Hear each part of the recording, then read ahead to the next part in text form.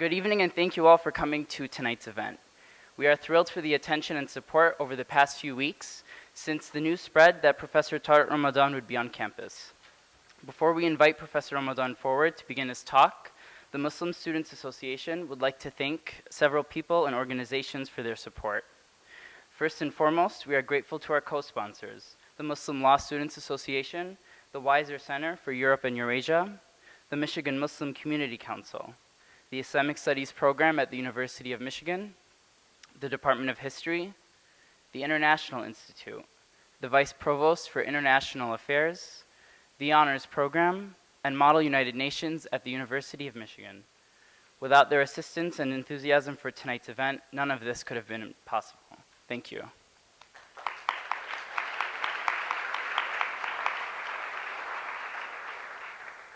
I would also like to thank Zaineb Khalil, Omar Hadid, Iman Debeja, Noor Subani, Ubaida Ghabra, Noor Haydar, Sarah Abe, and Sahar Aggur with the Muslim Students Association, and Iman Abdul Razak with the Muslim Law Students Association for their support and effort in the days and weeks leading up to tonight. And finally, we're grateful for the team at Michigan Productions for recording the event and preserving it for everyone who could not join us in the law school tonight. Throughout human history, it has been an inherent constant that man struggles. We have to. It's not a choice, but rather some strange destiny that we wish had not been bestowed upon us. It's that dull twinge in the heart that every single person, in every single place, in every single century, in every era must endure. But struggle comes with change. We come to find that everything we think is constant is actually variable. It comes and goes, it weaves in and out, and eventually disappears. So, naturally, we shun the change, stick to the status quo, and trick ourselves into thinking that if we close our eyes long enough, our problems will cease to exist. Of course, reality does us a favor and proves us wrong. For nearly 2 years, the world has watched as the Middle East has been undergoing an immense transformation. We saw Tunisians mobilize and take to the streets, and like the next domino in a chain, Egyptians followed suit. More countries shortly thereafter quickly began to organize for change. Muslims and Christians, rich and poor, old and young. The status quo, binaries designed to exclude others, threatened the success of these revolutions. Instead, people across the Middle East cast differences aside and fought for a new normal, a chance for a new reality, and a new narrative for the region. And now, as we all wonder what's next for these countries, one cannot help but notice the negative attention surrounding the Middle East in the media. It is nearly guaranteed to find in any analysis references to political Islam or to organizations such as the Muslim Brotherhood. At times, it becomes difficult to decipher all of the information presented to us. Some argue that there is no such thing as political Islam. Some argue that there is no such thing as political Islam, while others insist that Islam and democracy are not mutually exclusive. One of the leading voices in this conversation has been Professor Tariq Ramadan. Professor Ramadan, Professor of Contemporary Islamic Studies at the University of Oxford, is uniquely qualified to shed light on this topic due to his extensive training and expertise on the matter. After obtaining graduate degrees in Arabic and Islamic Studies, French Literature, and Philosophy at the University of Geneva, Professor Ramadan spent time studying at Al-Azhar University in Cairo, Egypt. He is a scholar activist as he writes and lectures thoroughly on topics such as Islam in the West, Islamic ethics, and political Islam. In addition to invited lectures and articles, Professor Ramadan has published numerous books, including What I Believe, In the Footsteps of the Prophet, Lessons from the Life of Muhammad, The Quest for Meaning, Developing a Philosophy of Pluralism, and most recently, and also the reason he's here tonight, The Arab Awakening, Islam and the New Middle East. Professor Ramadan, Assalamu alaikum. We are extremely honored and pleased to host you at the University of Michigan.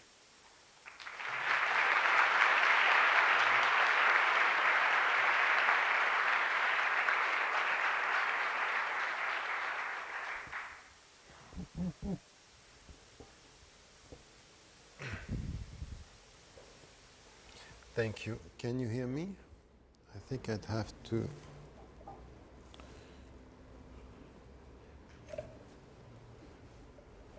Like this, it's better.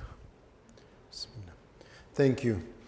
Thank you so much for your invitation here this evening at the University of Michigan, and I'm very happy to be with you, and especially to speak about this topic. I have seen and I heard the way it was organized, and I'm very impressed by the fact that you are here in this room, and that there are two other rooms where the people are gathered and listening to us, and at the same time is live streamed. So impressive being here and talking to so many people I can't see.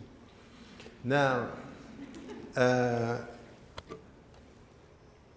topic is very much around the book Islam and the New and the Arab Awakening. Is published this week by Oxford University Press, and it's very much about what happened in the Middle East and North African countries in MENA, and trying to think about what happened, what did we know, what do we know, and what could be the future.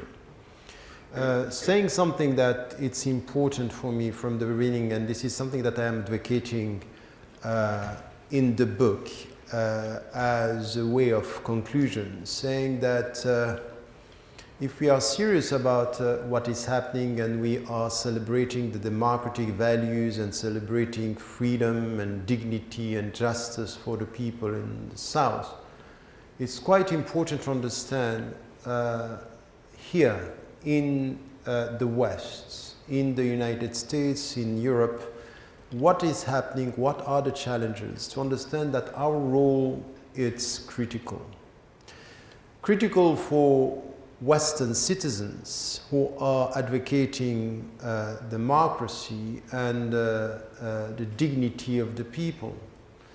Because we cannot forget, while we are celebrating and very happy with the people saying no to dictators, that for decades and years, our governments in the United States of America and the European countries have been supporting dictators and supporting allies that were not respecting people. So to come now and to say we are on the side of the people is quite easy. It's important for us not to forget that our governments in the West supported dictators and supported people who had nothing to do with democracy, nothing to do with freedom, nothing to do with justice. And as much as now we can hear our governments celebrating all these movements and saying, yes, it's an Arab Spring, it's democracy, here we have Arabs eventually coming to our values, we have to stay critical and to play a role as Western citizens. It's also important for Western Muslims to understand in which way they can play a role in the whole discussion, to show that what was portrayed as the other for years, and especially, of course, after September the 11th, but much before that, I think that if you read all the literature, it's not a new way of dealing with Arabs and Muslims. You know, the other, the picture of the other, what was discussed in Orientalism by Edward Said is something which is very old, is as old as colonialism. And when we come to this, is here we have now Arabs coming to our values.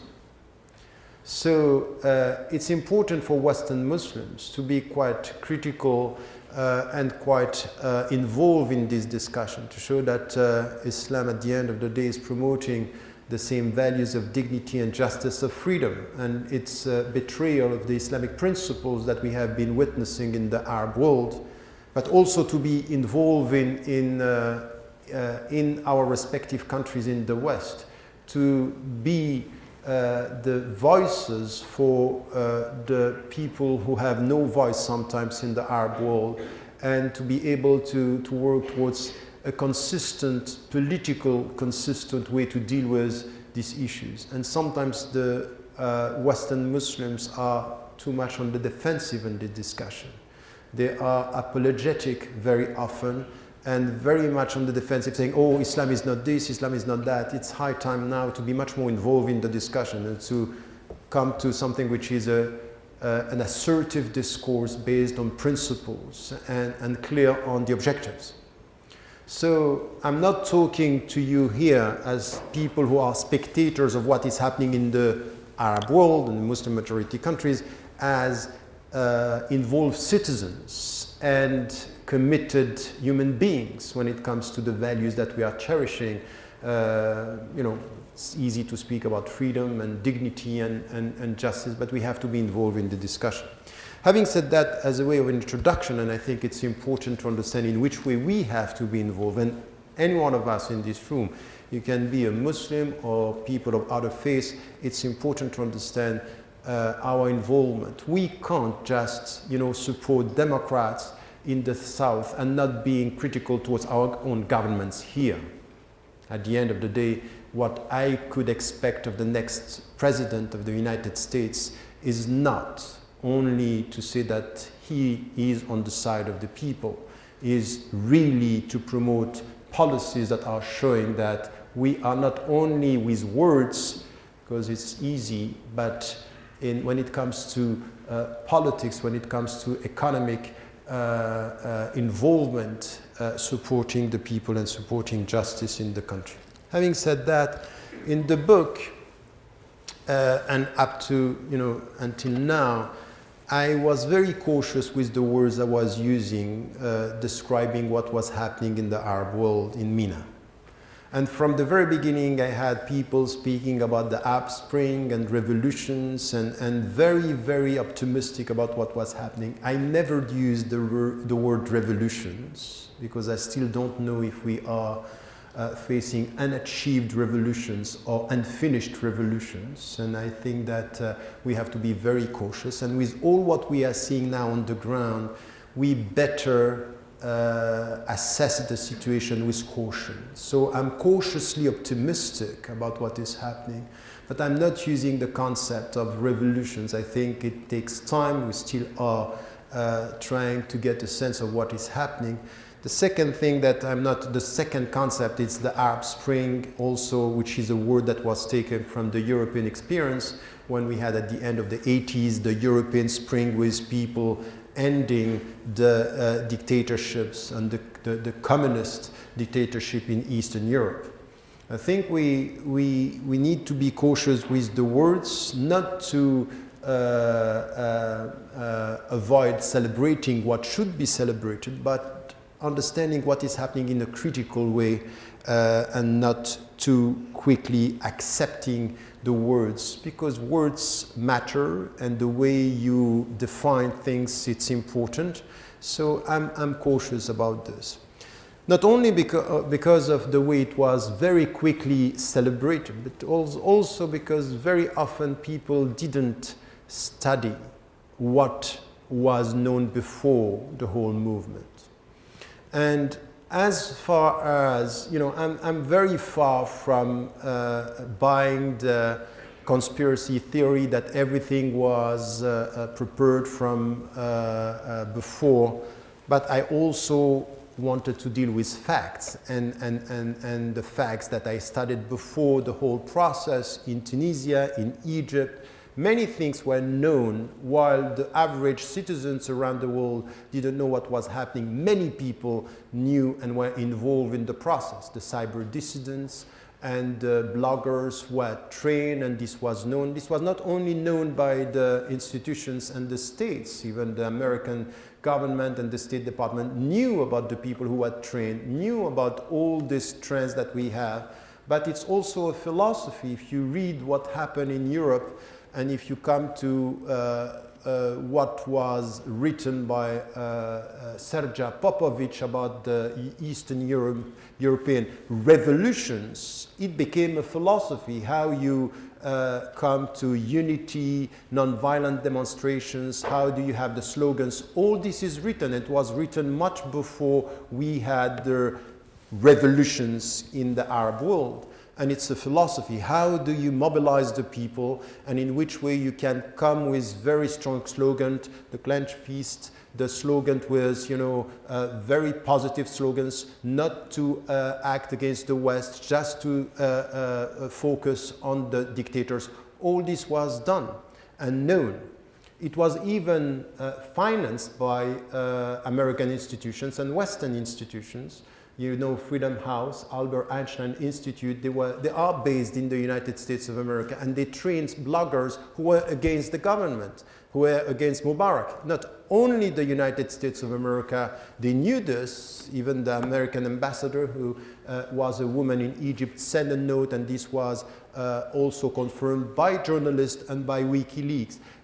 About the fact that young people are now mobilizing the people through internet and social networks against Mubarak, and they want to get rid of Mubarak regime before September 2011. This note was sent in 2009. And then, once again, I'm coming with all these facts by saying this idea that this was not known, that this came all of a sudden, is wrong. That's not true. It never happened like this.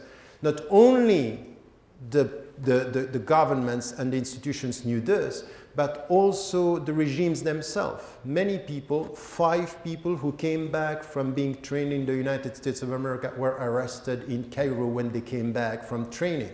And they were arrested by the Mubarak regime when they came back. This also is a fact, and it was known. So even Mubarak and his regime, Ben Ali, they knew that bloggers were working and using Facebook, Twitters, and all this connection. My main point here is that this push towards democracy was something which is not only coming from the people. And when I was saying this, I had Arabs and many Egyptians and Tunisians saying, if you say this, it means that you don't trust the energy of the people to throw the dictators. I never said that. What I'm saying is that there are joint efforts to push and to throw the dictators, and not for only political reasons. And this is the main point that I'm making here, is that all the people who thought that this was only a political story about democracy are completely misled. We have to take into account geostrategic reasons and economic reasons why it should have been the end of the dictators and Mubarak. At the same time, we haven't heard and we didn't take seriously George W. Bush, when in 2003, once again, I know every time I mention his name, the people are laughing because they are confusing him with the system behind him. So he might not be so politically intelligent and smart. Still, he is supported by a system, and the system was clear in 2003. There would be a democratization process in the Middle East, and this was serious. It was serious because the United States and the European countries needed democratization in the region. And they needed not for political reasons, because they were supporting the dictators. But at the same time, they were talking to opponents, and they were talking to the opposition. The fact that the Americans were talking to Nahda 6 years before the uprising, or with the Muslim Brotherhood over the last 3 decades, this is known by all the people who are dealing with this situation. So this is not new that they were talking and trying to understand what was going on.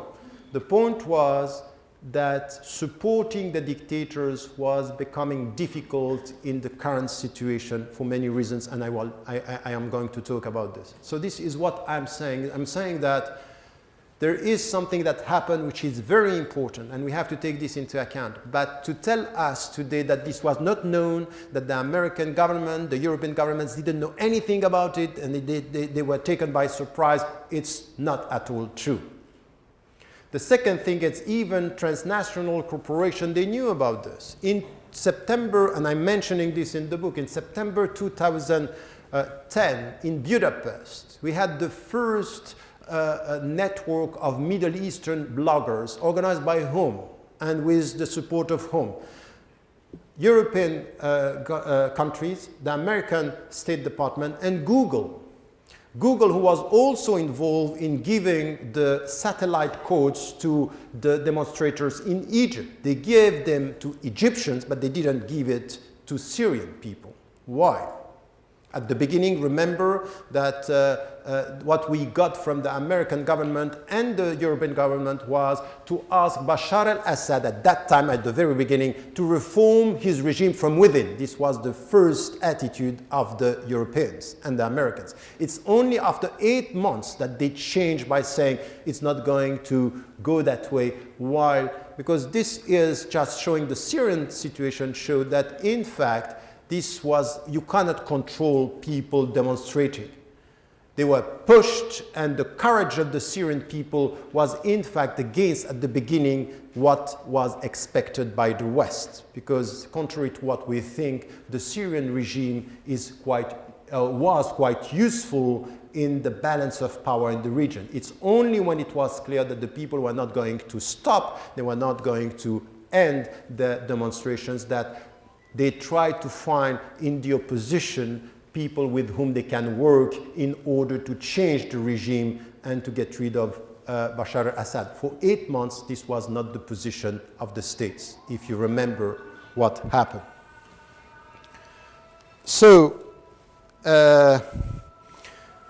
this is something that I try to study in the book and to come with a better understanding of what was known before and in which way, in fact, the whole democratization process was pushed and in which way it was important. The second point that I want to make here is that many people were asking me, how come you are saying that Western countries, they were pushing for this kind of change in the Middle East, while at the same time they were supporting the dictators. They were supporting Mubarak, they were supporting Ben Ali. You know, the French government was supporting Ben Ali. The Americans have been there for years. They were even involved in the kind of bringing back Gaddafi to the international community and to make him more respectable and acceptable in the international scene. This happened just before he was killed and the opposition was supported. And this is exactly the point. I think that if we keep on looking at the whole situation through the political or through the prism of the political interest, we don't get what is happening. We don't understand what is happening. We need to add, as I said, the geostrategic situation and the economic situation, because we don't get it. We don't understand that over the last 10 years, the situation in the Middle East as to the economic interest has changed completely because of the new presence and new actors in the region. The BRIC countries, Brazil, Russia, India, and China in the region, and their presence with Turkey, South Africa, Indonesia, are changing the whole parameters in the region. So it's not enough to support dictators if now you have, over the last 8 years, the Chinese presence multiplied by 7 and 8 its economic presence in the region. And the way they are dealing with the governments is not at all the same as the Americans. So to support the Mubarak regime the way they were supporting him or Ben Ali was putting in danger many economic interests with the new actors. So we have to take into account the fact that it might be that to end this type of dictatorship was in fact based on the support and the economic interest and the geostrategic interest. Remember something which is essential. We don't talk about this, but you cannot get a sense of anything which is changing in the Middle East if you then take into account or discuss the reality of the Israeli-Palestinian conflict. And Israel is not talking. They are not saying anything. The only thing that they said at the very beginning, they were supporting Mubarak. They said, you don't want him to change. We have to support him, because if we don't support him, we'll have the Islamists. They said it just much from the very beginning. They said this. But there is something which is essential here. Any country of the BRIC country, Russia, India, Brazil, China, they don't have the same relationship with Israel as the United States of America.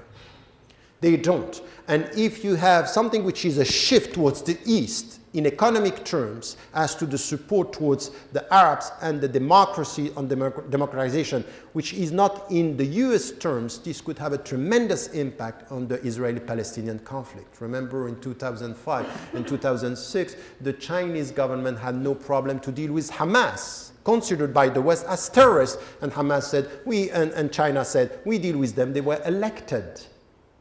So the whole shift towards the East and the new presence of other economic actors in the region is also explaining from behind the scene political rationale that we don't get if we only think about how come could they support the dictators and support the opposition.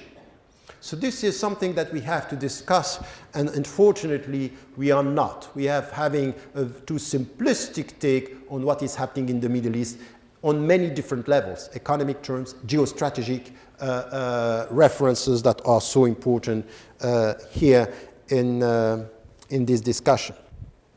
And the third dimension that I'm trying to tackle in the book is the way forward. Because after these uprisings, and then we have the end of the Ben Ali's regime in Tunisia, and what is happening in Egypt now, where the situation is far from being settled, the very, very difficult situation in Libya that we are not talking about, the very, very dangerous situation in Syria with many, very dangerous consequences, and in Yemen that we are not talking about, where the situation is very difficult as well. If you look at the whole scene, unfortunately, what I was saying from the very beginning, saying you have to be cautiously optimistic, is just proving me right today. And I said this from the very beginning 2 years ago, say, be careful, is not as rosy as we think, is not really the spring. And even some people who were supporting the opposition in the Nahda or the Muslim Brotherhood in Egypt, we have to be very cautious about not going too far in concluding that something is now happening for the better. There are many challenges, and I want to talk about this as well. Now, first point, after the 3 points, first statement and a position of principle. There is something which is clear, and I kept on repeating this, and I think it's important. Something has changed in the Middle East, and it is irreversible. And this is what is, in fact, the awakening in itself. Not to talk about revolution, not to talk about spring, but to talk about awakening is something which is essential. The awareness that it's possible to get rid of dictators. It's possible to change the situation. For the last 30 years, the only region in the world which has not experienced change was the Middle East. South America, African countries, they were all going towards democratization and changes, not in the Arab world. It's as if there is no way. It's either you go for, theocracies with Iran, or to dictatorships with all these people. It could be a so-called Islamic dictatorship or a secular dictatorship. At the end, the perception was no freedom for Arabs and no dignity. So the point here is this awakening, it's very important and it's irreversible. If you go to Tunisia, if you deal with Arabs, it's clear now that changes are possible, that we can change, that we can remove, that we have power. So there is a kind of a psychological, intellectual empowerment, and this is very important. And I think that we have to rely on this, not to be happy with the past, but to be clear as to the challenges ahead, because there are many. So this is something that it's very positive in itself, but what is very dangerous with this kind of empowerment, intellectual and psychological empowerment, is not to get too emotional. Anything that you have as intellectual empowerment that is lost in emotional optimism is going to destroy the whole thing. And this is what I am seeing with many Arabs today. Emotionally, completely beyond anything, say, okay, please just be critical. Just come down to earth, on earth, and try to understand what is really happening. down to earth to deal with the problems and not to be emotional about the fact, I have some people who are, of course, you can be a believer, you can think that there are signs here, but to come with verses of the Quran to say, it's written. Okay, it might be that you are projecting on what you are saying, something which is, be careful if you read the Quran through this type of connection with history, you are misreading the Quran and misreading history. Both, which is the worst you can do. So this is why the point here is to come to trying to get a comprehensive approach and try to get the challenges and to understand what is happening.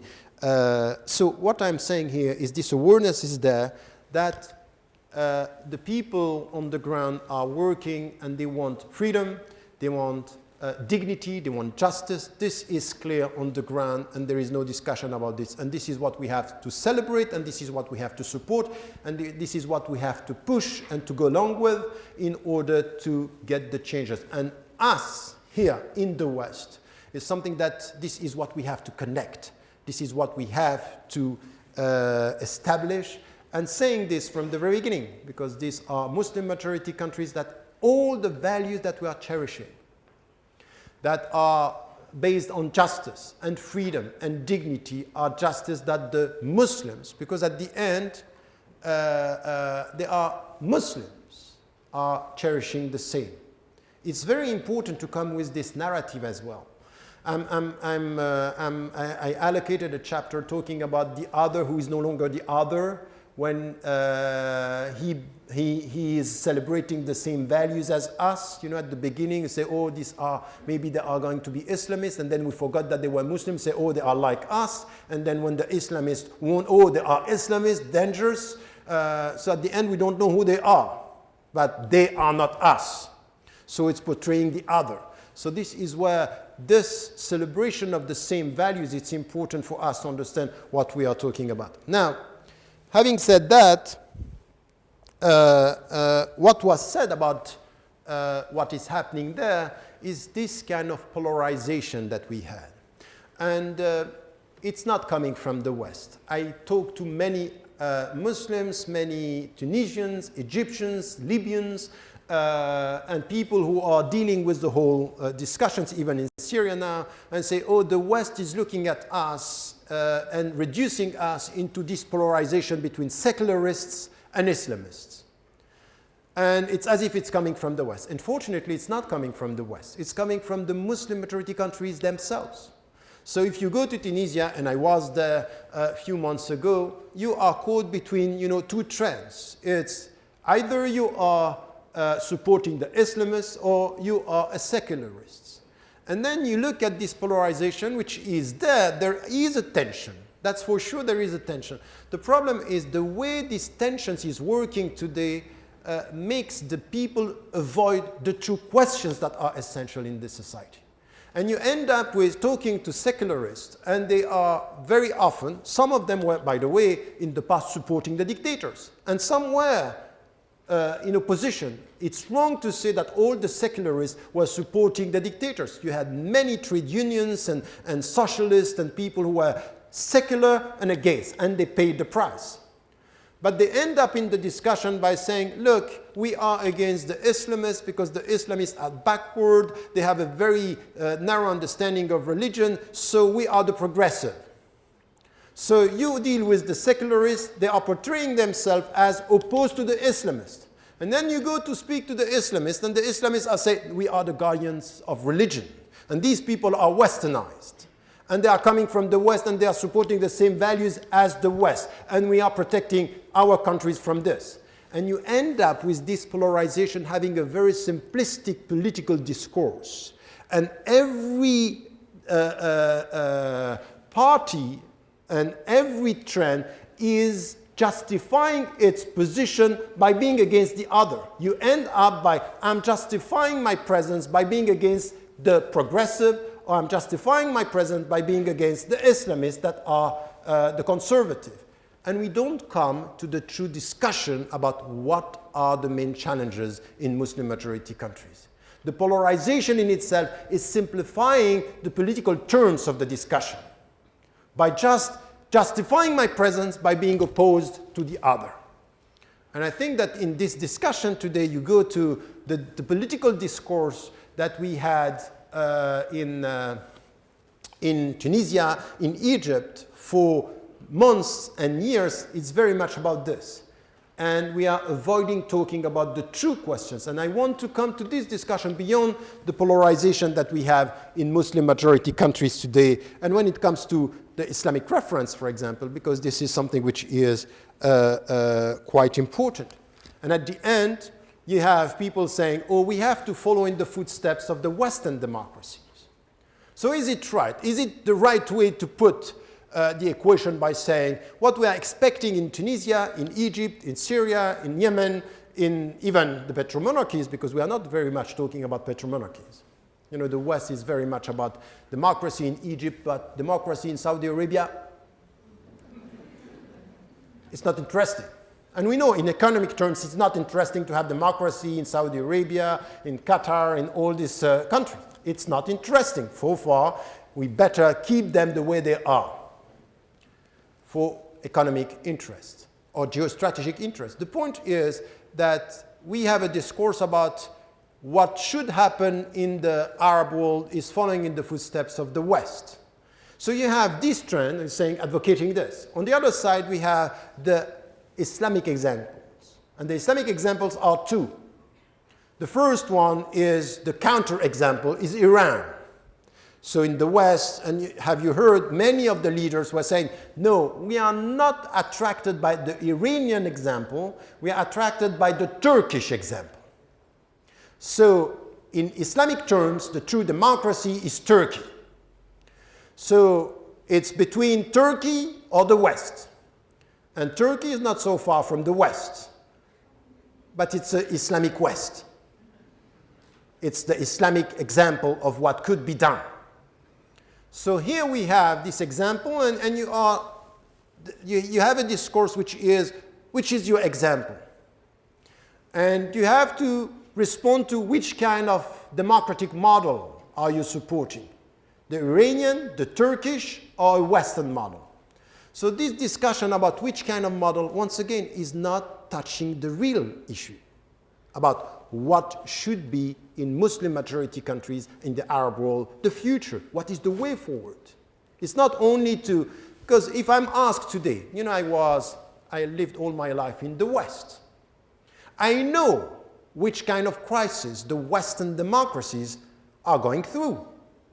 I wouldn't sell to the South the Western model of democracy. Because in our countries in the West, in Greece, in Italy, in all our West, even here in your country, you know how much your own rights are lost in the whole process of economic power and people, technocrats, deciding for us. Who decided, for example, that this guy should lead the Italian or the Greek government? They were not elected. So for economic reasons, we have people who are technocrats who are now leading the country, and we are losing our rights. Am I going to sell you democracy or the Western model of democracy? We know it's not perfect. It's better in terms of freedom and freedom of expression and our daily life, but in real political terms, we are facing crisis. The Western democracies are not in good health. So to sell them as the models to follow, I'm sorry, I'm not going to do this. So in the book, I'm saying, I'm not very happy with this. But I'm not only happy with what is presented as the Turkish model, because many things also have to be improved over there. Freedom of expression, minorities, all these things. There is no perfect democracy, but to say this is the only model to follow, I think you can't. At the end of the day, every single country should find its own way, based on its culture, on its references, and on its psychology, collective psychology. You cannot impose models, but we can share values. At the end, this is my main point. We have common principles, but we can't impose models. Models are historical, principles can be universal. So which kind of model? We don't. And if you look at what is happening in Muslim majority countries today, there is a very deep discussion to have, a critical discussion about which kind of state, which kind of involvement for the citizen, which kind of civil society. Because even in our societies now, when we speak about civil societies in the West, it's tricky. We can demonstrate. Are we heard? We were millions saying to Tony Blair, don't go for this war against Iraq. He went. At the end, the voice of the citizens is something that needs to be heard in the West as well, and we have a problem with our civil societies. We know this. We know that the civil society is not enough, even though we acknowledge the fact that it's much better than in Muslim majority countries. So the point here is to come to these deep discussions and not with superficial, selling the West as the best model or selling any kind of model as the best model to follow. And to demonize others by saying it's not Iran, it should be Turkey. And appeasing the West by saying we follow the Turkish model, we don't follow the Iranian model. So what? What do you mean by this? And which kind of society are you promoting? So I don't want to enter into discussion, but I want to come to, okay, we are dealing now, and this is the point of the book, Islam and the Arab awakening, is what about the Islamic reference? What are the main questions that we have to ask today? And I'm saying this for all of us to think about in the Muslim majority countries, but also these questions are coming back to us, living in the West and citizens in our democracies. Because if there is something that we can't be, we cannot be passive citizens looking at our democracies going through crisis and losing the very essence of what democracy. For example, when you deal with people today, like the Tea Party in your country, the neocon, and the populists that we have in Europe, these people who are promoting populism, these people are acting against the very essence of democracy. Democracy is about critical thinking and choosing who you want. It's not to playing with fear and playing with emotions. Emotional politics is the opposite of democratic principles. And this is what we are all facing today. People who are spreading fear and playing on a very narrow understanding of our, this identity business. All the discussion of our identity, you are not one of us, you are a danger, is a threat, Sharia is going to be... What are you talking about? But it works. Because if you have less critical thinking and more emotional politics, you are losing democratic principles. And democratic principles, this is something that we have to get here and something that we have to share with all the societies, not only the Arab world, not only the Muslim majority countries, but everywhere. Populism is a danger, is a universal danger. And populism could also be religious populism. Because we have some people playing with Islam. And I wrote on my website, and I was criticized for this, playing with Islam. That we have some trends that are using Islam on an emotional mode to attract people, not on critical thinking. So just to attract us towards Islam through emotions by saying you are Muslim and this is your religion, and not to get the critical thinking about it's not because you are Muslims that you have the right answers. You might have the right religion for yourself, but it doesn't mean that you have the right political answers for the society. So this is something which is different. We need to have a critical discussion on this and to avoid all this very simplistic thing. Now, when it comes to Islamic reference, I'm critical in the book about two things that I'm seeing now in the Muslim majority societies. And to tell you the truth, I can see it also in Muslim communities in the West. There is something which, when it comes to the discussion about our Islamic reference, something which has to do with inferiority complex. The West has the principles. Let us show that in Islam we have the same. So we keep on trying to find in Islam the answers or the principles that we find in the West. Not coming from an intrinsic discussion for what is the Islamic reference, but trying to appease the West by saying, oh, all the principles that you have, we have them. So don't worry. We are nice people. And we think that on being in such positive, defensive attitude, it's positive in itself. A positive defensive attitude is in itself negative because it's defensive. You got my point? A positive defensive is defensive, and defensive is negative. So the point here is to get out of this discussion from an inferiority complex posture to something which is what are the principles that the Muslim majority countries have to rely on from within, and are they sharing universal values with others? So this constructive, assertive reference to the Islamic principles is something that has to be also produced, not in the discussion. And this is why there is something that the Arabs and the Muslim majority society in themselves, they should get rid of this obsession West and Islam. You know, there is something which is an equation that you have everywhere. Democracy and Islam, the West and Islam, this binary attitude. And this is shaping the minds of the people.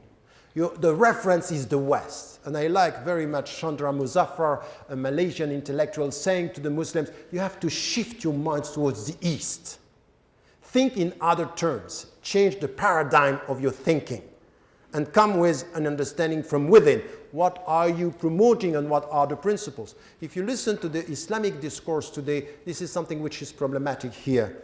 The second thing that we have, which is also a way Muslims are very much attracted by the Islamic reference, it's, as I said, in emotional mode. And the emotional mode is very much about this new kind of, because we were too much in political Islam or Islamism, now we have new trends that are dealing with Sufism in the Muslim majority country, the mystical trend. So mysticism is good. It depends from where it starts.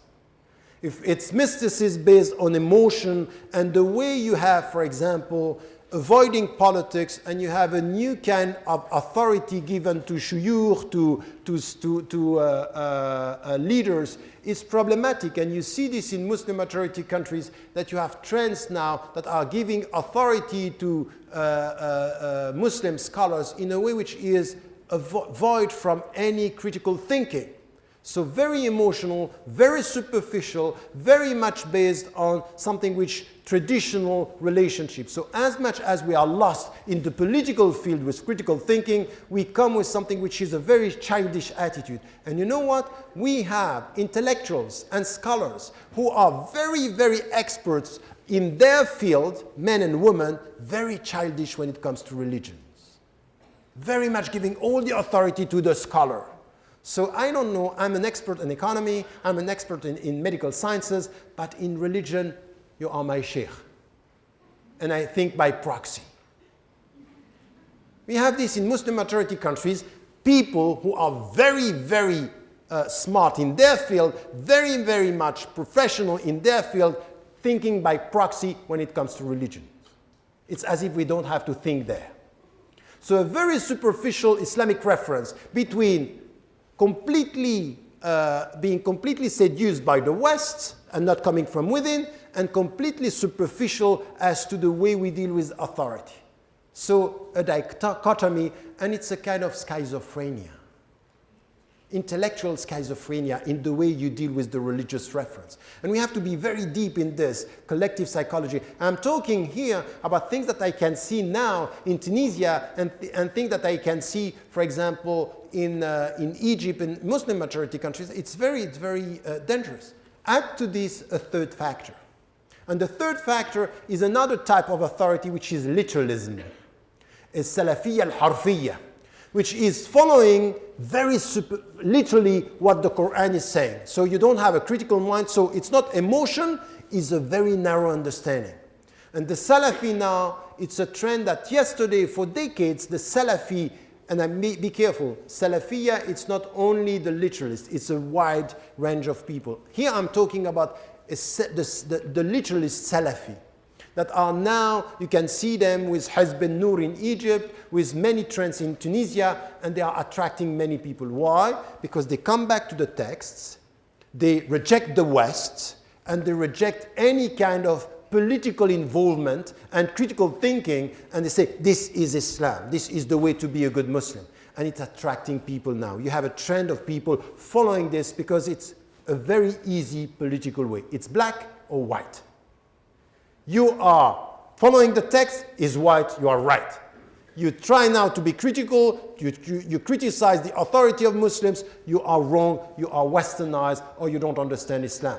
You are Ahl Bid'ah, so innovators, so you are forgetting. So we have today superficial emotional attraction with some of the Sufi, and once again, I'm not saying all the Sufi. Sufism is the center, is the heart of Islam, if it's well understood, but I'm talking about a superficial popular Sufism that is attracting the people through emotional authority, literalism, or attraction towards the West in a way which is, they have the answer, let us show that Islam is as good as the West. So there is no civilizational contribution, it's just a kind of being similar to the other in order to show that we have the answer. This is upstream for all the discussions, and we have to deal with this in the Muslim majority countries. And while I'm saying this, I can tell you something. It's a mirror of what we see in the United States of America. It's a mirror of what we see in Europe, that we have the same trends now here. You have students, you have American Muslims, exactly with the same. Come with something which is a superficial, popular, emotional mysticism. And we are very happy. Give me a sheikh, I follow you. Think for me, and I will think good. So this is one. The second, literalism, black and white. This is halal, this is haram. This is the second. So, okay. I was starting my second part. The third thing is just to show to our fellow American citizens or European citizens that we have as good questions as they have, that we can compete, and it's only this. So nothing assertive, nothing consistent from within, and nothing being created. Now, if I come to my conclusion and say Islam and the Arab awakening, is say what are the true questions that we have to face today when it comes to the way forward, with this in mind. Because these are critical questions that we have that I'm assessing and trying to study in the book. The first one is really this one, is the nature of the political apparatus. It's important. You have seen that the Islamists today, and even the secularists, they are against very much the notion of Islamic State. So Islamic State is problematic. It was a notion that was used against the nation state or against the colonizers, the British or the French. It was an answer. We have an Islamic State. And it was also used by the Iranian. Now, all the Islamists are now avoiding Islamic State because they don't want to be confused with the Iranian experience, and they use الدولة المدنية, the civil state. ذات مرجعية إسلامية, with an Islamic reference. So what does it mean exactly? A civil state with an Islamic reference. And this is a critical question because, as I said, we can rely on the same principles. And when I was trying to get a sense of what are the principles on which a political authority can be based in Islam, there are 6 principles that are very much coming from the very old tradition. Rule of law, equal citizenship, universal suffrage, accountability, separation of power, and separation of authority.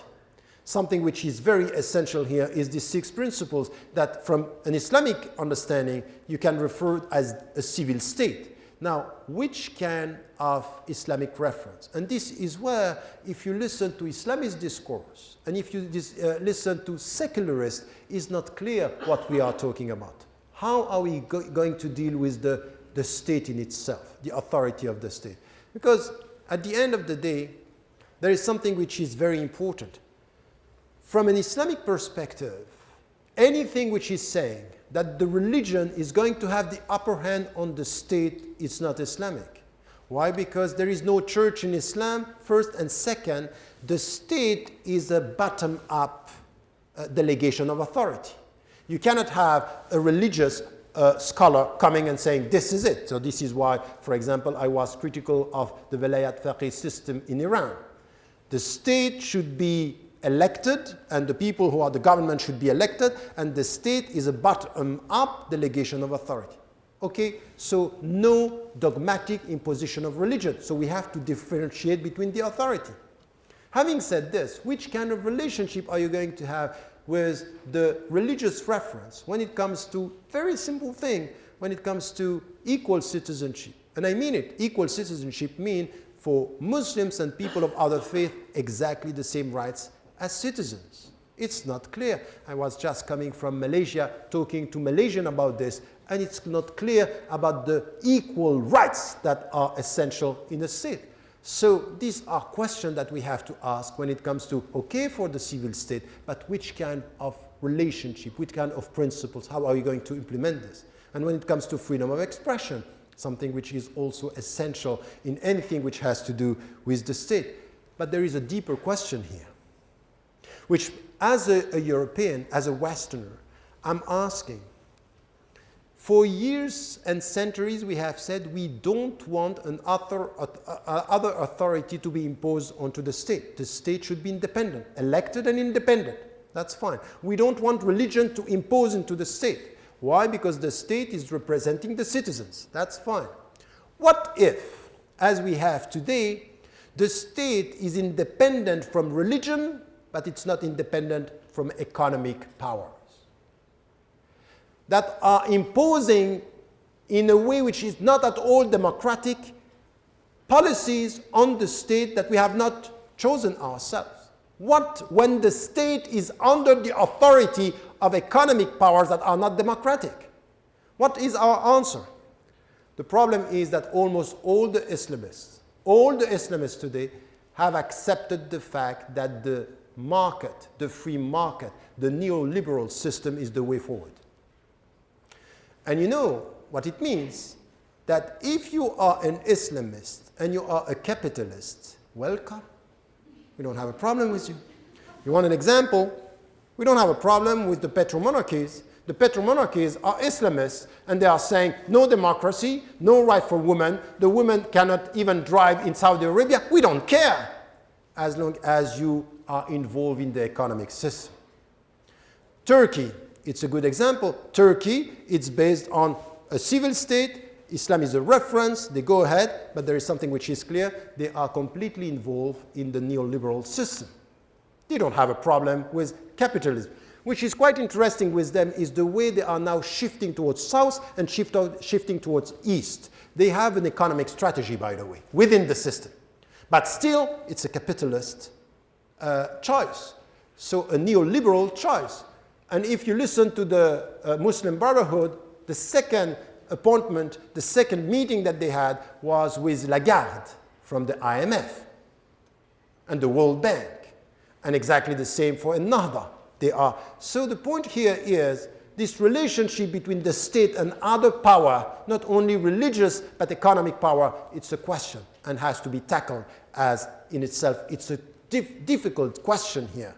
And I think that the shift between the Islamists of the past and the contemporary Islamists is not only in political terms, it's in economic choices. Economic choices. Erdogan and Erbakan are not having the same economic, had not the same economic vision, even though they were sharing some of the Islamic reference. But I think that this is also something that we have to discuss. And when it comes to the Islamic reference, what do we want for the Muslim majority countries? Is it the future just to acknowledge the fact we go towards democracy and we accept two things, not only liberal democracy, but liberal economy? And you know, liberal when qualifying democracy has not the same meaning as when qualifying economy. It's not the same. So here we have a deep question. Let me just bring to the fore three other questions that are essential in our discussion. The other discussion has to do with, as I said, coming from the relationship between the state and religion, the economic choice. So this in itself, it's a second question. Not the relationship between the economic power and the state, but economic system, the global order. So there is only one way today for anyone who wants to challenge the global order and to say, I am not happy with the injustice. You cannot be Democrat supporting justice and dignity if at the same time you support an economic system that is destroying every day of our life 150,000 people being killed out of this system. It's indignified. So what is the Islamic answer to this, and what could be from Muslim majority countries the ethical ground? Because at the end what is important is which kind of ethics you are bringing into economy. And if you listen to what is coming from the Arab world and the Muslim majority countries, I'm sorry to tell you, nothing new. No creativity in economy coming from the Arab world. Nothing. I can't see anything which is an ethical take in economy. We are talking about Islamic economy, but it's very marginal. Very marginal. And we are having windows of halal in this whole system that is considered as haram. Unlawful, illicit, but at the same point here, the true discussion is what we are dealing with when it comes to economy. There is a third field. And we are very often underestimating it, which is the cultural field. You know that if you look at all the figures that are coming from the Arab world, they are very low in anything which has to do with publishing books, reading in Arabic, bookshops, libraries, very low in anything which has to do with culture, even music, and I know that some things that music is haram, which is not. Music for some scholars is lawful, and this is my position on this, but the point is creativity when it comes to movies, when it comes to anything which has to do with culture, you know, it's essential. When I was with some students just before coming here, and we were talking about, you know, there is something that it's not enough to have a religious reference that is telling you this is right and this is wrong. At the end of the day, for any project for the future in Muslim majority countries, you have to get a sense of a cultural creativity, a sense of belonging, that you are doing something which is positive, contributing. You need this. You need something. And what does it come from? It don't come from, it's halal and haram. You are right and it's wrong. It's come from your culture, your collective psychology, that there is something that you are providing the society with. And this has to do with the narrative, not the state. The state cannot provide you with the narrative that you feel in a society. Look at, you go to Tunisia, you go to Egypt, you listen to what is coming from Libya. There is a lack of cultural creativity, cultural contribution. And this is where, if we want the people to feel good, democracy is not only about rules, it's about feeling. It's about feeling good where you are, feeling in this country. And this is why, for example, you may have literally the same rights in a society and still not being treated the same way. This is the problem that you have in the United States of America. This is the problem that we have in Europe as Muslims. We may be Americans with our passports, French with our passports, but we are not part of the narrative. We are not part of the culture. You are still too much a Muslim to be a good American. You know this. You know this feeling. We know this feeling that you are too much Muslim to be a good French. Because the fact that you are Muslims, it's not really much entering within our narrative. If you go to the Muslim majority countries now, which is this narrative we are talking about? Which is this culture, celebration of these languages? We have people struggling around languages. Arabic is our language. Berber should not be taken as a language. This struggle from within is not helping the countries to get this creativity. And if we are serious about future democracies, this is something that has to be tackled. Arts, entertainment, music, language. We have to talk about this because this is part of a long process if we are serious about celebrating. And we are, today culture, we are dealing with world culture. World culture could destroy the way you deal with your own reference. And I think that we have to deal with it in a way which is important. And the last thing that I wanted to say about this, it's the state, economy, culture. It's also to go into something which is the real main factor in our societies now. And coming to the States and listening, you know, I was reading what is happening in the States about your educational system, about what is happening with students, the indebted students, and the situation, which is it's unacceptable. I'm sorry, to be the first country, the first democracy in the world with so much money, and to have all these students, they don't know how to pay their fees, they don't know how to, and they are indebted. This is not acceptable. This is a society where there is a problem. There is a problem with the centrality of education. Now come to the Muslim majority countries. Exactly the same. Education is lost.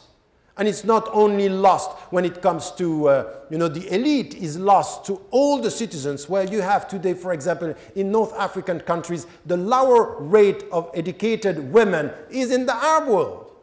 How come? If we are serious about the Islamic reference, طلب العلم فريضة على كل مسلم ومسلمة. It's for men and women. It's that you have to get knowledge. Educate. You can't be a good Muslim if you are uneducated when a system is unjust with yourself. Of course you can be a good Muslim, but when you can get knowledge, you have to get this knowledge. It's a basic right. What are we doing? And when the people are coming, I'm talking with many people here in the States or in Europe, say, oh, it's very sad what is happening in the Muslim majority countries with all these women wearing the headscarf. Too Islamic, not liberating themselves. It's as if empowerment of women is the way you dress. And you have to tell the people, look, and not only in the West, you have to say this in the Arab world, you have to say this to the Muslims, that true empowerment is about education and job market. When you are serious about education of women and free access to the job market, this is where you are acting for empowering women. It's not the way you dress. You can be without the headscarf, completely alienated. And you can be with a headscarf, educated, and having a place in the job market. This is what is important. Do you listen to something which has to do with this in the Muslim majority countries? Education, vision, educational policy to help the people to be empowered, and the women within the society, because it's tremendous. We know the facts now. A society, as a civil society, is going to be active with women being part of it. I'm finishing. Your 5 minutes, I read it as an Egyptian. Anyway,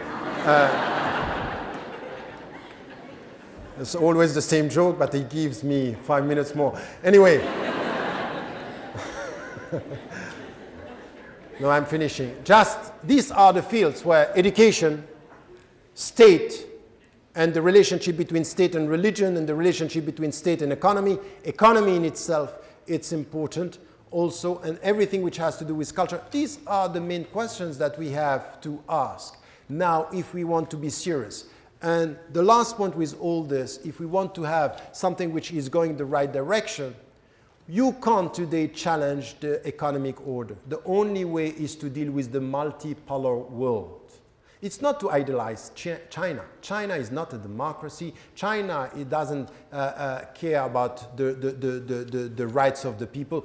But to have China, Russia, Turkey, South Africa, Brazil, other countries, and to shift from this polarization between West and Islam and the West and the African countries and the Middle East, and to deal with others, could be a way forward for the Muslim majority countries and the Arab world to come with the global South and to have something which is a new vision, a new understanding. But it means that us, from where we are, we also have to be involved in this discussion, not just to be spectators of the new challenges, but to be actors of the new reforms. Thank you.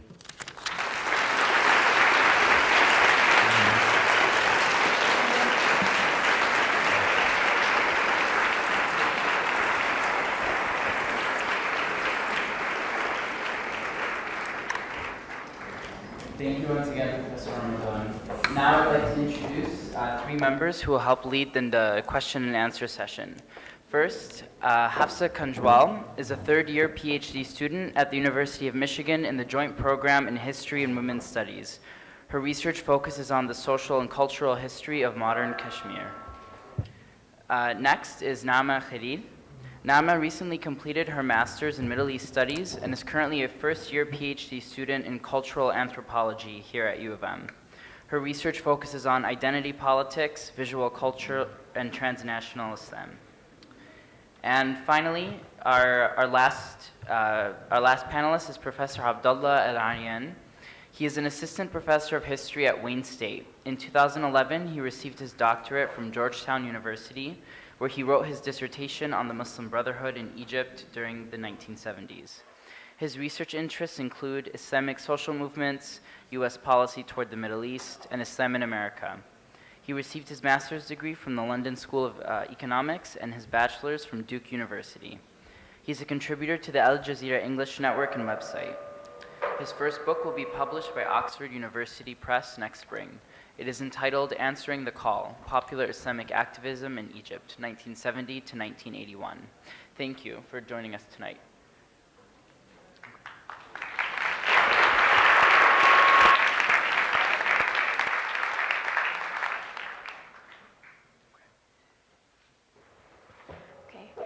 Thank you very much, Dr. Ramadan, for that extremely thought-provoking speech, and also to the MSA for bringing all of us here. I wanted to start off my question with talking about a majority of the people in this room, American Muslims. And you mentioned that Western Muslims can play a constructive, or rather in your words, assertive, role in shaping the discussion on some of these issues in Muslim societies. Yet the danger of that is that some of these initiatives and individuals end up replicating the discourses and practices of empire. And oftentimes they are very detached from what is actually going on the ground in Muslim societies. Wouldn't it be a better idea for Western Muslims to work on developing their own communities, whether it be in America or Europe?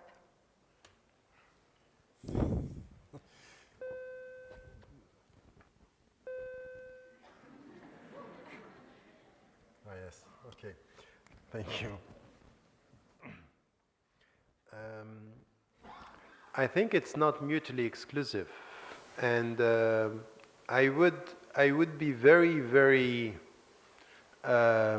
concerned about American Muslims only focusing on what is happening in their country, because in fact the problem is that everything is connected.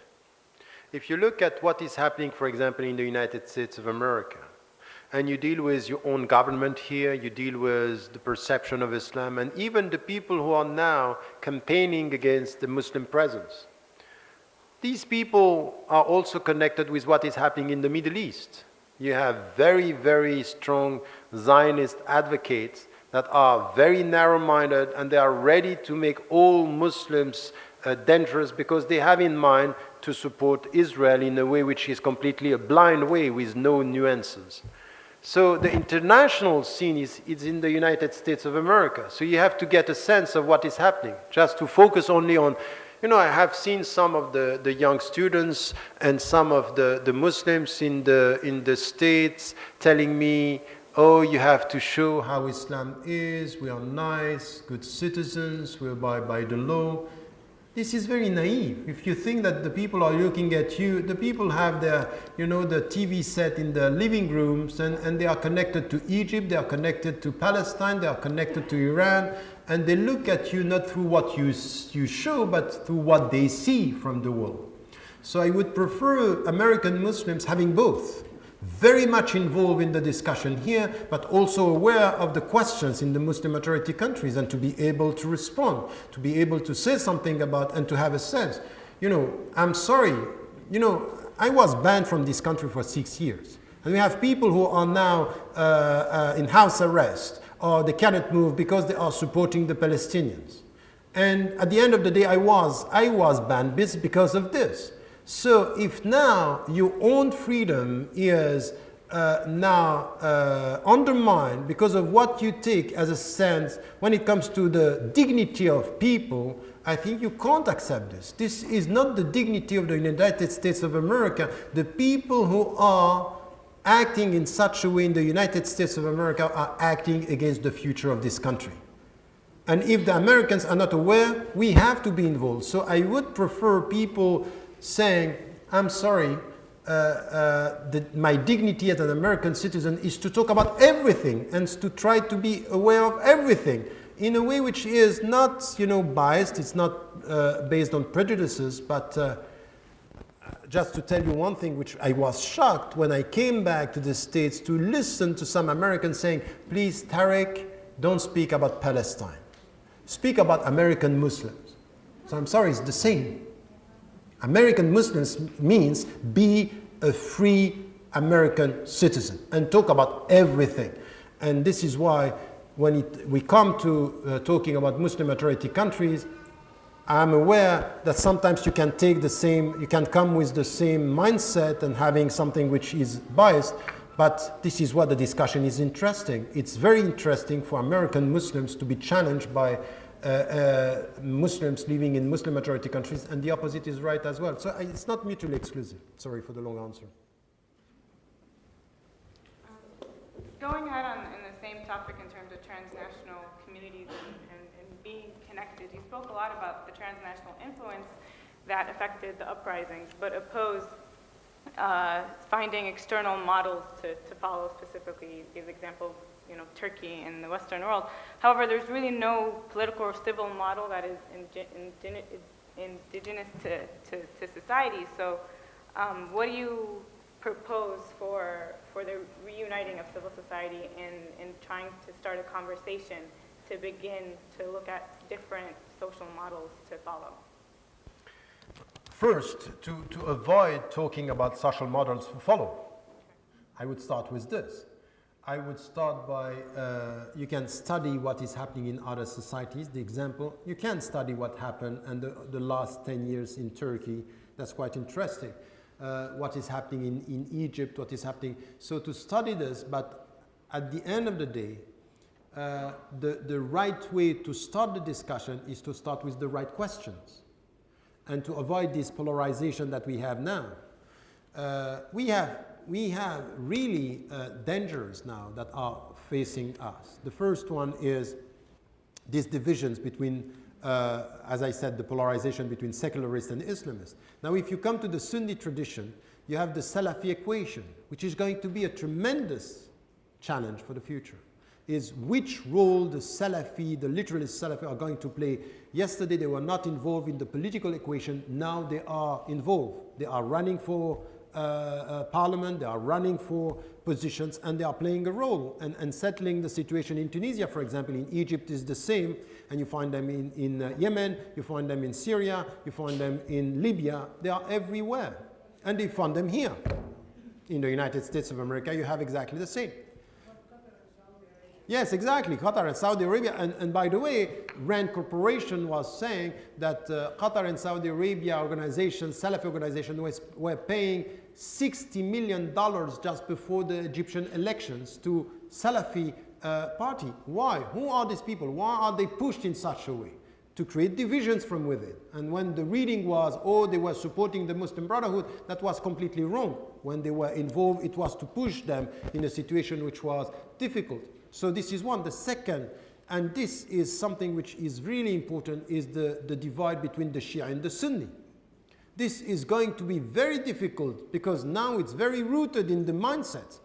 With scholars, I sat with scholars, I was shocked to listen to some scholars, the way they deal with Shia and what the Shia are saying about the Sunni, and it's explaining the political divide. Now, if you are Shia, you support Bashar al-Assad. If you are Sunni, you are against.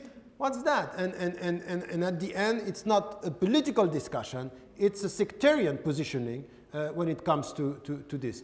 So my position here when it comes to this, it's for every single society from within to be able to come to these four main questions that I ask, but also to deal with history, memory, and internal dynamics that you can have, and the civil society, to create this civil society within the society.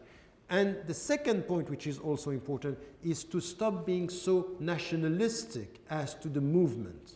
Because we are confusing referring to your history and being nationalistic as to your project. Egyptians today are for Egypt. Tunisians are for Tunisia. And that's it. And we are talking about an Arab Spring. So where is this spring that is covering all the Arab world? It's not happening. And the connection between the countries is very, very limited. So I would say this is the kind of dynamic that I would like to see. Well, how do you propose that dynamic begins to actually play out on the ground, to start creating those inclusive pluralistic spaces even for the discussions to take place? I think that there is something that we are not highlighting enough, is even among the secularists and among the people who are in Midan al-Tahrir in Egypt and the people who are demonstrating in Egypt, in Tunisia, the young generations and the people who are more secularist and the people who are Islamists, they were coming from the Muslim Brotherhood, they were imploding many of the young people in the Muslim Brotherhood left because they were not happy from the old leadership. But the secularists are less, narrow-minded than the previous people. You have people who are understanding that they can deal with Islamists, and Islamists, they can deal with secularists. I think that the young generation should start to create this kind of spaces and platforms where they can deal with the new questions that are to be asked when it comes to the political vision, to the economic policies. We have to rely on this. And women, in that sense, in many of the uprisings, were very much involved in this. So I would say that it's not going to come from the old generations. I very much rely and hope that the youngest generations are going to do the job. And us here, we have to also be involved in the discussion with the true discussion. Why did I write this book? It's really to come with the true discussion and to start talking to people. When I went to Tunisia, it's just impressive to see that, for years, many of our Islamic references were coming from Muslim majority countries. Now, our experiences in the West is going back there. So, for example, to be able to go and to say, I don't have a problem with the secular system if we understand what it means really a secular system, which is not against religion, but it's opening up for you to express your Islamic ethics if you want. So this is something that we can push in our understanding. This is something that we can, and in Tunisia, for example, to have voices to listen to this and to also understand. For example, I had a very long discussion with the current president. I went there, Munsif Marzouki.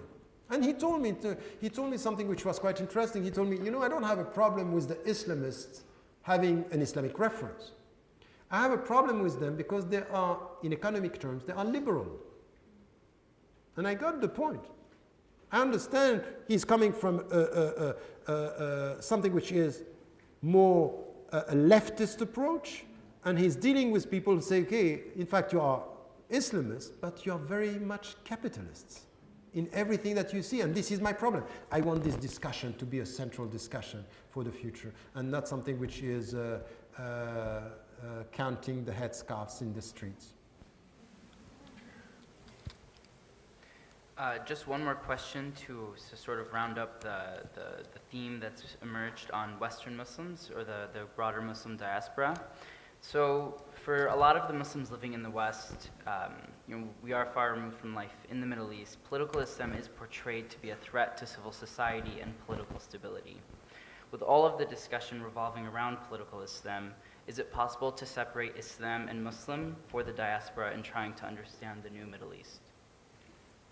Wow, this is another lecture. First, just to make it clear, because I don't know what do you mean by diaspora. Yeah, I understand what you mean, but but I don't like it. I don't use the concept of diaspora. Diaspora means that there is a center somewhere and we are at the periphery of a center. It's as if the diaspora is always keeping a sense that you are not at home where you are. I'm not a diaspora, I'm at home. Not here in Switzerland. Because when I enter this country, they make me feel not really completely at home. Anyway, so the point for you as American Muslims is to make it clear that you are at home here. There is no diaspora. My center when I pray is with a spiritual center. It has nothing to do with my citizenship. We don't any type of sociological approach talking about diaspora. I would counter this by saying, no, wrong. We are citizens. Now, the second point is about what you are saying is about our relationship with Islam and political Islam. Now, as you know, political Islam is a fact and was a historical fact that you have Islamism. It's part of something which is a recent history. You know, even themselves, they call themselves Islamiyun. So in their perception, they have a political and social project based on Islam in Muslim majority countries. As for the citizens here to say, look, I'm a citizen and my Islamic reference is an ethical reference. And I'm using it as an ethical reference. And I'm expecting from a Christian to do the same, from an atheist to do the same, from a Jew to do the same. Anyone has an ethical reference.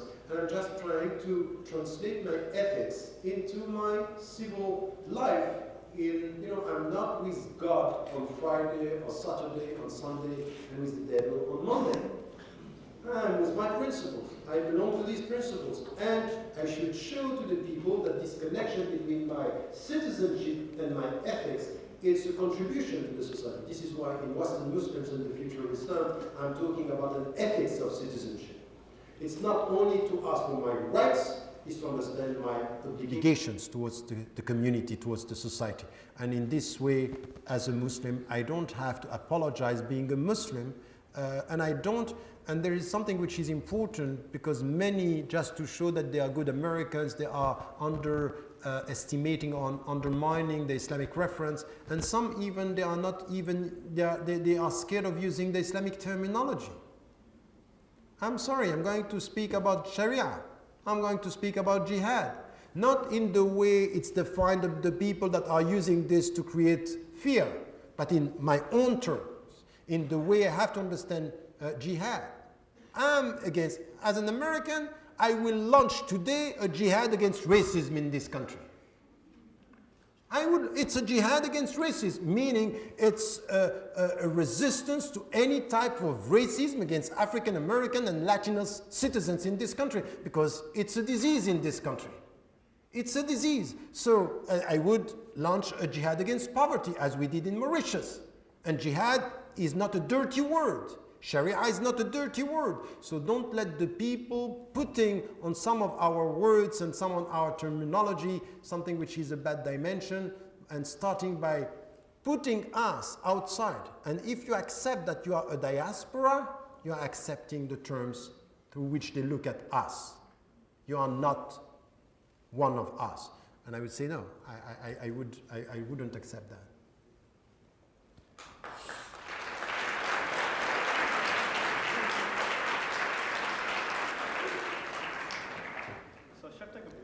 Discussion a little bit toward the question of the political situation as it exists on the ground now in much of the Arab world that's at least gone through these uprisings.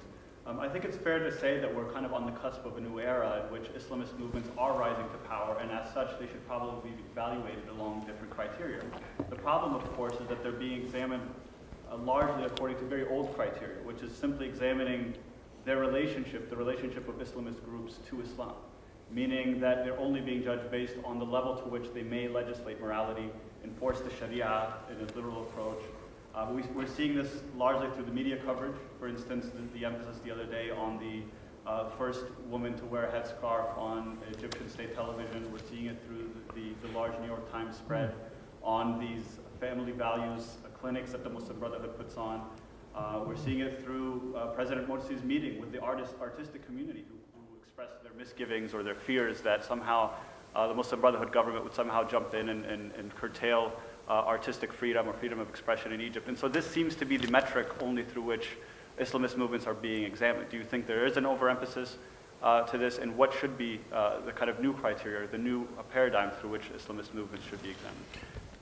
No, I think you are completely right. This is exactly what we are seeing, and it's a vicious circle. It's a vicious circle because the West, as sometimes they are treating their own citizens, you are dealing with a list of questions. I want to know, it depends on the country, by the way. If you are in the States, it's not exactly the same list, or not the same order. You know, if you are in the States, the first question is not going to be about the headscarf. If you go in France, the first question is the headscarf. And if you are going to be a good or a bad Muslim, depending on your answers. So we have a list. And this list is there when it comes to democracy is what are you going to do with the state, what are you going to do with the headscarf, what are you going to do with women, what are you going to do with homosexuals, what are you going to do with, and you have a list. And in fact, the Islamists very often have been obsessed with these questions and they want to show that we are good. We are going to deal with all this. So no, we are not going to enforce, Sharia. And this is, for example, something which was a discussion in Tunisia, in Egypt, by saying, no, Sharia is not going to be put in the constitution because this was the first. Second, about the headscarf. Are you going to impose headscarf, yes and no? What is your position on arts and freedom of expression? So we have a list. And it's a vicious circle because we have a list of questions and you have very often the Islamists responding to this. And the Muslims, very often they assess the Islamic reference of the people in power depending on the way they are going to respond. If they are smart in the way, even Erdogan for years with his own followers lost a lot of his followers because they say, what is he doing? He's not changing, he's even accepting that the woman cannot teach or come to university with a headscarf. He's not changing this. It means he's not really a Muslim. But he was dealing with a system and it was very difficult. And I think that these are features and elements that are put in a way that are completely distorting our perception of what should be the parameters to which we deal with the policy. There is 5 things for me that are important. The first is very much something which has to do with corruption. And I think there will be no transparency, no democracy if we are not dealing with corruption. Corruption is a central question. The second has to do with education, which kind of educational policy. The third one has to do with poverty. Poverty is social justice, which is important. The fourth one, which is part of the whole process, by the way, it's also deal with this, is the economic choice, is the economic priorities that you have within the country. And the fifth one is the international relationship, is how do you deal with the balance of power at the international level. I would say that these are parameters, these are questions that have to be asked and not, once again, about the headscarves and all this. Now, having said this, just one point that I want to add. It's a vicious circle, but we also have to remember that symbols matter. So there is something which has to do with the collective psychology, the common psychology. There are symbols that are quite important, and you have to look at this. So I would say to be completely obsessed with symbols is not going to help, but to avoid the symbols and to forget the power of symbols, it could be very detrimental. So I would have a balanced approach, one of 2 symbols, and then the real questions. Well, I guess then as a follow-up to that, I mean, it sounds like the criteria is largely the same criteria that we use to judge any political party anywhere in the world, right? So Islamist movements should probably, and parties should probably be held to the same standard as any political power, any government anywhere, rather than a separate standard. And so if we do hold a lot of these parties, I know it's very early, but from the signs that we're seeing, and you've raised a lot of these already, the idea that they are adopting certain choices based primarily on pragmatic considerations rather than perhaps what we might see had they followed some of the Islamic principles that maybe they have laid out in the past.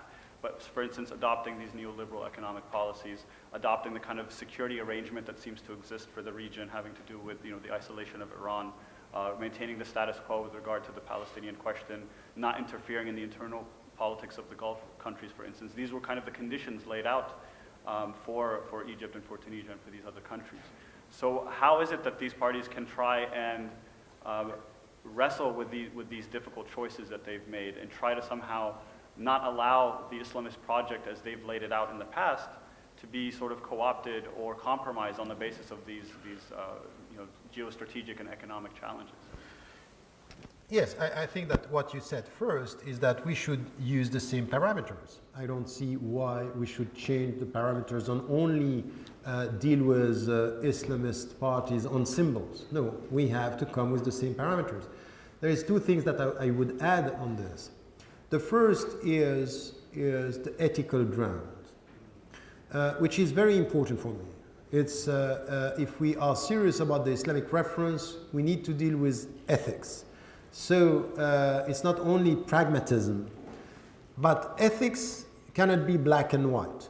At the end of the day, politics is politics, and we know that we need time, that it's geostrategy, that, you know, when, for example, you look at the way Erdogan has been dealing over the last 10 years, it's quite interesting not to go too fast in conclusion or in concluding that, you know, it takes time. For example, in Egypt today, to think about just condemning or accepting what is done by Morsi, it's going too fast because still the army is very much taking over. The army is very much there. And I think that even, you know, the symbolic position or the symbolic firing of, you know, the Tantawi and others, we have to be very cautious and take time. So the whole process takes time. We need to be, so ethics and pragmatism, but we cannot accept, and this is my position, to forget about ethics in the name of pragmatism and being acknowledged. And my fear today is to see too many Islamists so much obsessed with the fact that they want to be acknowledged that they become very pragmatic and less ethical in many of the things that they are doing. So I would say we have to be quite strict on this without being naive. I think that's all the time we have for tonight. Thank you so much to Abdullah, Nama, and Hafsa, and to Professor Ramadan.